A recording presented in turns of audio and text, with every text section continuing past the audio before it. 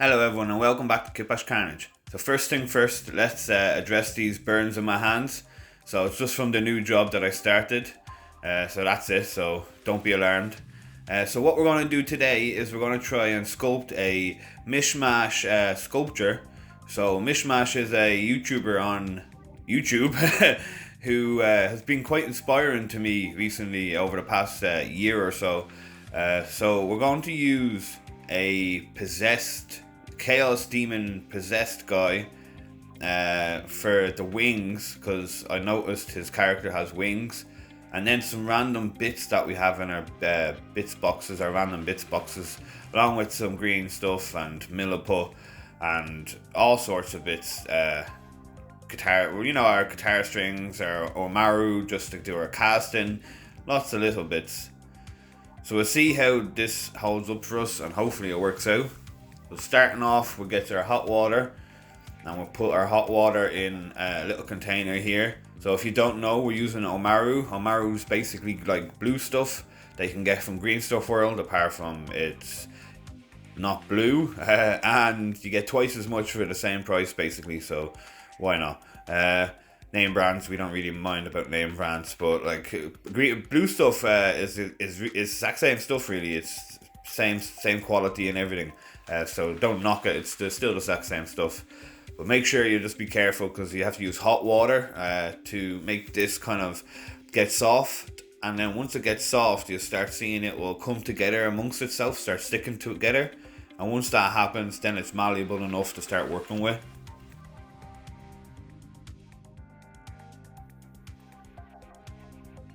So we'll get this bit of omaru and roll it out till we can fit our little bits of prongs in there that we're going to use for the wings. And just making sure that you have an ideal thickness all the way around, and then when you think that it's going to push through to the other side, just kind of overlap it. What we want to make sure is that the kind of fork looking bony wings don't come through the other side, because that will make basically the whole casting process null and void. And then obviously making sure that the omaru or blue stuff, whatever you may be using, doesn't stick to itself. So you want to make sure that you have that gap so you can see the bit that you're trying to actually cast, because once again, if it sticks to itself and covers that over, that's making that cast null and void, and it's just all your time's just wasted. So making sure that it doesn't come through the other side, and making sure that it doesn't stick to itself and cover that nice mold that you're trying to get from the piece that you're casting.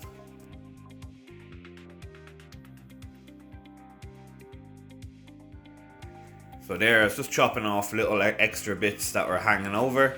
I'll use them later down the line, or if we need to use them for the back, just in case it doesn't come through the other side, like you see me doing here. So obviously I thought that bony kind of wing bit was sticking through too much, so we just stick that other bit of omaru over it, making sure that if it does pop through the other side, we have more omaru there waiting, so it has more omaru then to force through, if that makes any sense. I hope any of this makes sense to you guys. I do apologize about rambling on and on, but you need to make sure that the piece you're trying to cast does not stick through to the other side, because it's okay if you're using milliput or green stuff as your casting material, but if you use like silicone or resin and there's a hole in the cast, it will just seep through that hole. So making sure that it's all filled through and it has a nice thickness between the piece you're molding, that's exactly what we're looking for. So this is me just thinking about what I'm going to be using. So I have these excess bits of green stuff and milliput and balls. I was thinking, I've looked into the character, Mishmash's character, and he has like a wrecking ball looking robotic-y kind of, I think it looks like it's like a wrecking ball looking tail. So I'm going to use one of them pre-made green stuff balls that we use with the leftover green stuff. I'll make a wrecking ball from that, and then we will use the wire here from a paper clip to be basically the armature. You're looking for basically the skeleton, so the paper clip will be the main body, because it's thicker and it's more durable. And we use these other little strings here, like just because these are thinner and more malleable, and we use these to make the skeleton, so the legs, the arms, and so on.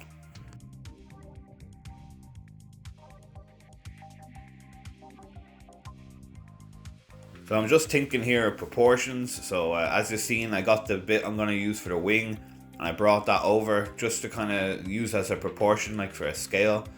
And seeing that the wings were that big, I can then work off of where to place the legs and how big the legs can be and all sorts of stuff like that. I'm talking as if I know what I'm doing, but sometimes I just go with it. Go with how it feels, how it looks to you. Like if something doesn't look right, more than likely it's not right. There's somewhat of aesthetics that you have to keep in mind, obviously. So knowing basic, I wouldn't say anatomy, but your basic structure, your bone structure and muscle groups, kind of in a way. Like you need to know that there's a leg is not one piece, so doing one straight piece isn't the best for a leg. Legs have the knee joint, so they're quite posable. And then making sure as well, the same thing with the arms, be it whichever pose you want to put them in, having the bend for the elbow and whatnot, and all this plays into account. But you can build upon this when you're putting down your base, like your basing sculpting material onto the armature wire. You can build upon all this, like adding thickness and taking away milliput and so on.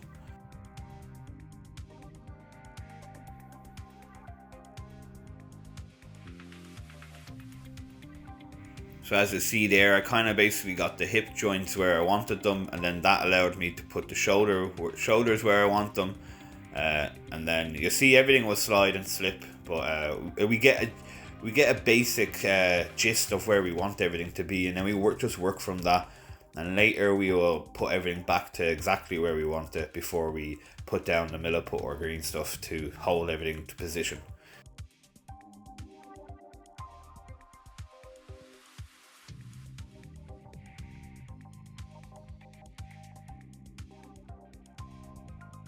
So just making sure you twist the wire in order to keep it in place. This not only keeps it in place, but gives you something for the rest of the material to grip to, instead of just a slick kind of wire. So it's good to give it a little bit of a twist into the wire in order for the material that you're going to stick on next to grip to.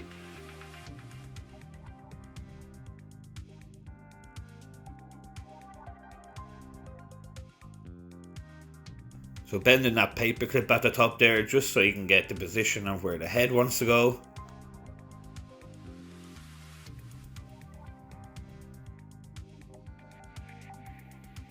And then getting our last piece out here in order to make the legs, like where the calves would be and the feet and whatnot. So this part here I left till last because I wanted to figure out how tall I wanted the miniature to be. So leaving this till last was by accident and on purpose. Don't say anything.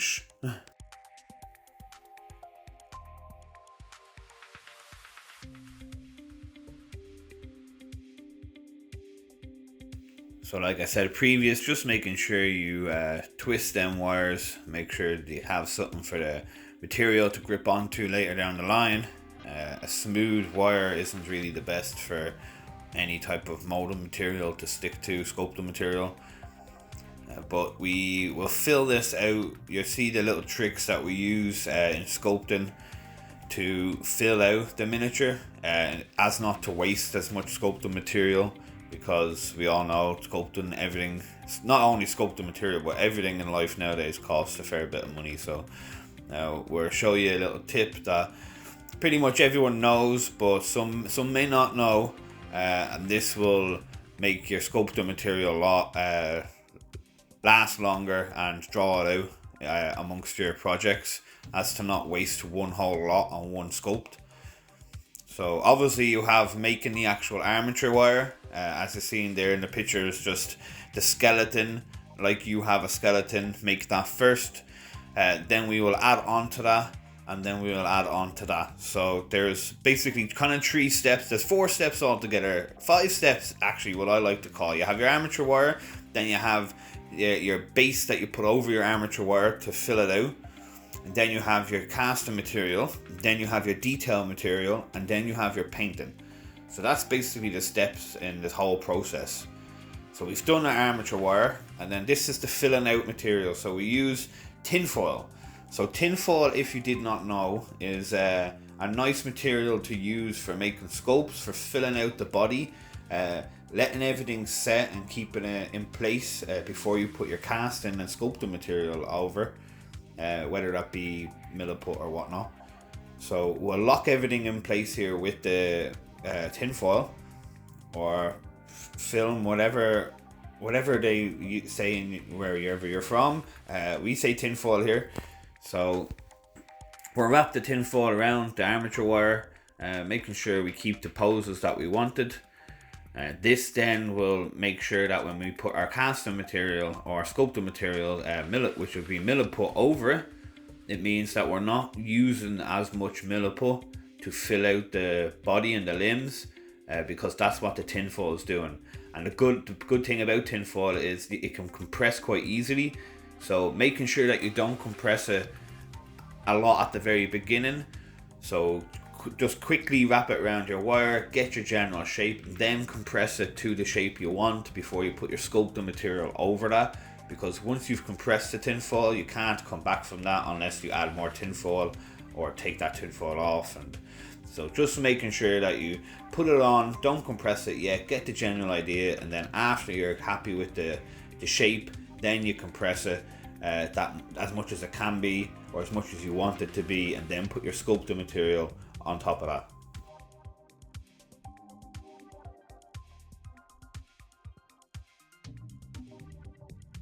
So I like to do 2 processes here while wrapping the tinfoil around my armature wire. So I sometimes just fold it like you see here, and then I'll wrap it around, kind of fold it around the actual wire, or we cannot talk, or I will actually wrap it like a snake, like sometimes you see like here. So for the torso, I've already pre-rolled it, and then I wrap it around the torso. That's just easier to do than folding it and then wrapping it around. If that makes so, one is rolling it into a snake and wrapping it around, and the other is folding it into a sheet and overwhelming it, so like hugging it, if that makes sense. So one's wrapping, one is hugging the material. I hope that makes sense, guys. I'm really trying. So moving on and wrapping up with the head here, we're just making sure that we're happy with the thickness of the tinfoil. Then we're going to move on to the ears. So the miniature or the character that Mishmash has originally, basically his hood is, majority of the time the hood is down. If I've seen the hood up, it's been very few times that I can remember. But I'm kind of going with having the hood up just purely because I don't like doing hair, and having the hood up is much more easier for myself because there's less hair exposed. So sorry Mishmash, but you're having your hood up today.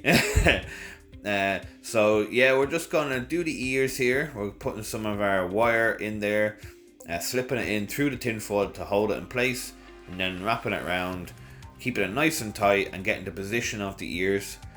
And then we're using our tinfoil and hugging it. This is the hug technique, so if you can remember me trying to explain the difference. So we're folding it, and then we're hugging the tinfoil over the wire instead of wrapping it around like a snake type of thing. And that gives us the position and the thickness of the ears we want, and then we can build upon that with our custom sculpted material.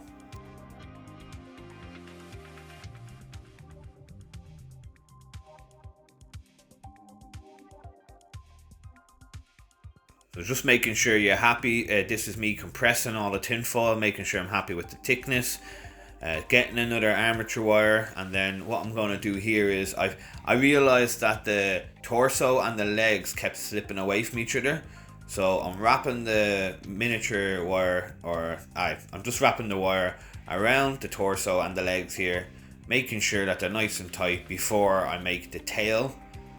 And that is going to create then the tail that we're looking for, and hold the position of the legs and the torso in place.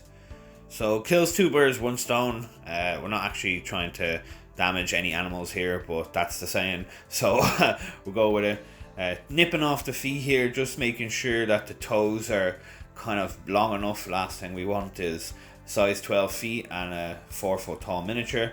You know what I mean, like size perspective is what we're looking for here.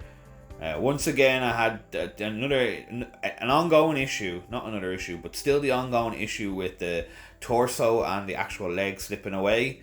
So again, we're slipping another wire around here, making sure we actually go over the shoulders here, and that then will hold the upper torso and the lower body of the waist together. So you can kind of see there, I should have slowed down a little bit here, but you can kind of see the wire going over the shoulder, and then it's coming down under the crotch region there, and then that's holding the 2 lots together, keeping the pressure of that miniature supported.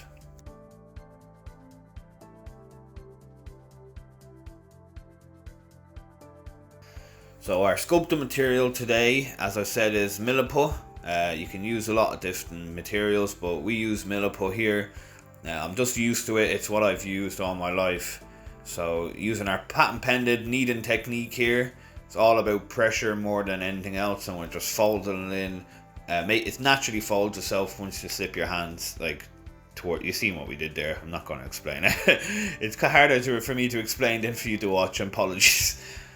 And then what we're doing here is we're getting the milliput and wrapping it around or folding it around any way you can get this on the miniature. It doesn't really matter how you get it on, it's just about getting it on. And then we're using a silica or another cast and sculpting type of tool. Apologies for the English, guys. It's going to be a lot of weird words throughout this, but we're using this little silicone tool in order to flatten down the areas, especially where the milliput is attaching to itself. So the milliput with new milliput and the milliput on the actual tinfoil, making sure obviously we get it pushed in there towards the grooves that we can't get with our fingers. This is also flattening that out. Any grooves or seams we're flattening out with that silicone head there on the tool.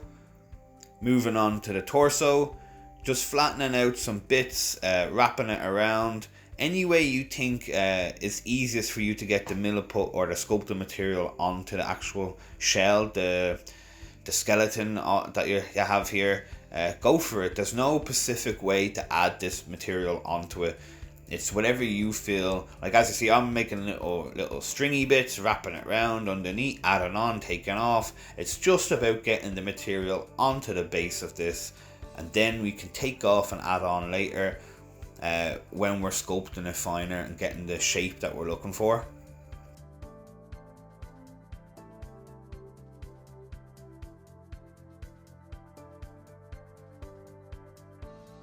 So while I'm adding on here, all I'm doing is trimming down the hands here, adding milliput on, and making sure that all the seams are kind of blended into each other. Yeah, I don't really care that if it's not seamless, like if it's not completely flat, because we're gonna cover, after this all dries, this whole thing will be covered in green stuff, and that will be then our last layer, so we can add finer detail and shape the actual miniature into the specific look that we're going for, whether it be like the clothing, the waves in the clothing, and details in the face and the hair and all that different sorts of stuff. The milliput and the tinfoil is basically just the tinfoil.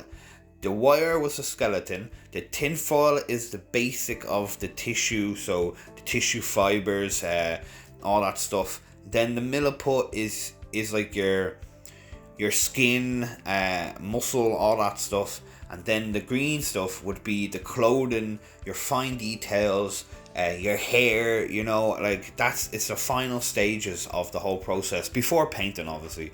But that's how I look of it in my head. That's how I get around the different layers and the different processes of doing the sculpting.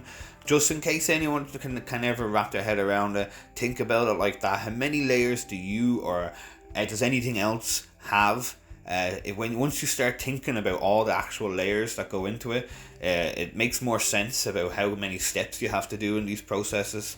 And it just makes me go, oh, it's not all waste of time. It actually is for a reason. That's how I compromise in my head about how long these things take.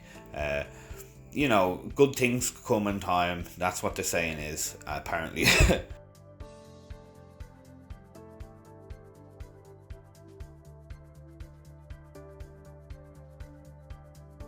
So hugging the tail there, the miniature wire tail with our milliput. Instead of wrapping it, we just hugged it there, and then we're using our silicone tool in order to get the seams more pushed into place. And then I realized if I just use my fingertips and kind of maneuver the mini around, so using gravity and keep on twisting my hand around with the tail, it was a weird technique I was doing, but I figured out that it was flat. It was making it circular, much better than it was with the silicone tool. So I was using the silicone tool more to push it into the tinfoil and make the bond solid more than I was actually flattening it out. I was using my fingers for that more. As you see there, just one of the hands I thought was a little bit too long, because I'm going to add hands and stuff on afterwards. So these are just like the bones of the arms, if that makes sense, the bare bones, so giving me that layout of the posture that I'm looking for.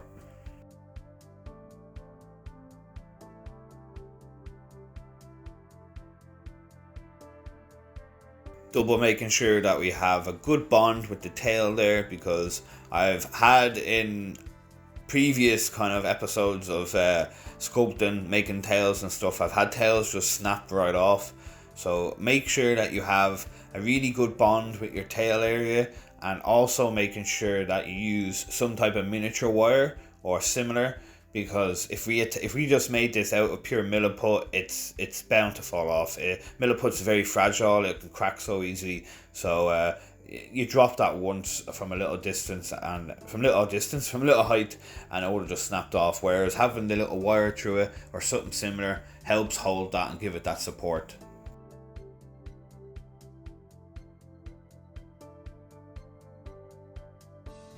So here you see us building the head, making sure that we wrap the milliput around, building upon the facial areas, and knowing that we have a hood to go here, that gives me leeway to play with this. So naturally a hood would bow out more at the back, give it more of a rounded look, and then obviously you have the flare at the front of where the hood itself would be.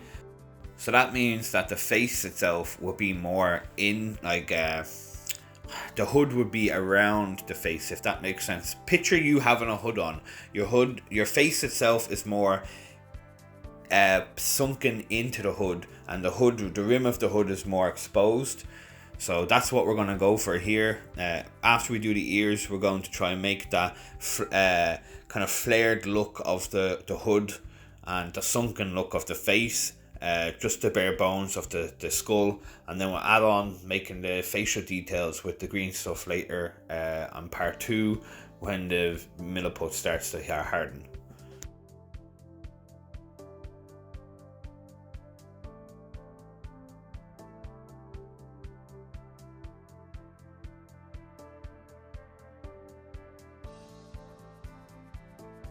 So this is us here just making that hood look that I was talking about.